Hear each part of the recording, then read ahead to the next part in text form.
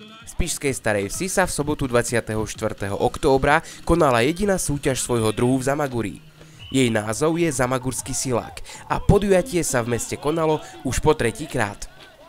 Do Spišskej Starej Vsi ju priniesol Tomáš Klimek a od jej začiatku je jej organizátorom. Za pomoci mesta Spišská Stará Ves a Slovenskej asociácie silných mužov sa organizátorovi podarilo pripraviť zaujímavé podujatie, ktorého sa zúčastnila pätica silákov, pripravená zabojovať o najlepšie umiestnenie. V 6 disciplínach rozhodovala nielen sila, ale aj technika a odhodlanie súťažiacich. Exibične sa predstavil aj Peter Rekenej, jeden zo sponzorov podujatia a zároveň slovenský strongman a víťaz mnohých silových podujatí. Veľkou zaujímavosťou pre domácich bola účasť starovešťana, lekára Antona Mačuteka, ktorý pred domácim publikom ukoristil výbornú druhú priečku. Víťazom sa stal Robert Blacha z obce Chodča pri Stropkove a na 3. mieste skončil Marek Bujdoš, taktiež z Chodče. Skončil som nakoniec druhý, aj keď som čakal horšie umiestnenie. Stačilo by mi tretie, ale nakoniec som skončil druhý. Pripravoval som sa asi 2 mesiace tým, že som cvičil mŕtve ťahy. Cez prázdniny nebolo čas ani chuť. Takže 2 mesiace od septembra som sa pripravoval a si myslím, že celkom dobre.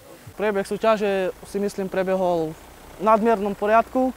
Všetci boli spokojní až na to malinčké zranenie, ale snad to bude v poriadku a organizovanie tu na Zamaguri, ako všetko je možné, aj to je ťažké. Ale keď sa chce a je snaha, tak sa všetko dá. Organizácia super, Tomáš Klimek to vie zariadiť, vie posáňať sponzorov, vie ako super to zabezpečiť, takže som spokojný. To je jediný Zamagurčan, ktorý nehľadá výhovorky, keď má začať súťaž, ale stačí jeden telefón a Tono povie OK, bez problémov, idem, som pripravený.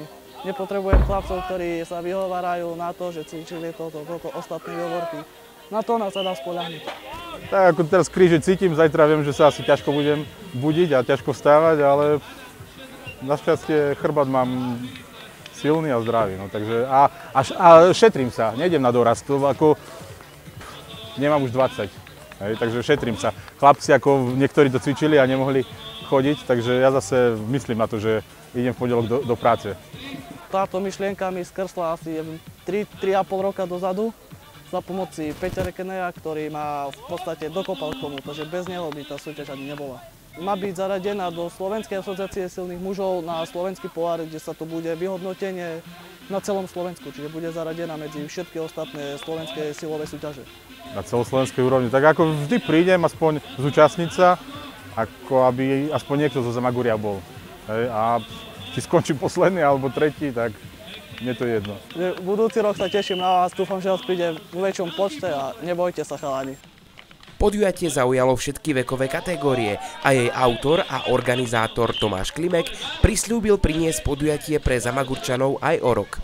Patrí mu vďaka za jeho iniciatívu a myšlienku, ktorú do Zamaguria priniesol. Lukáš Marhevka, Zamagurské noviny.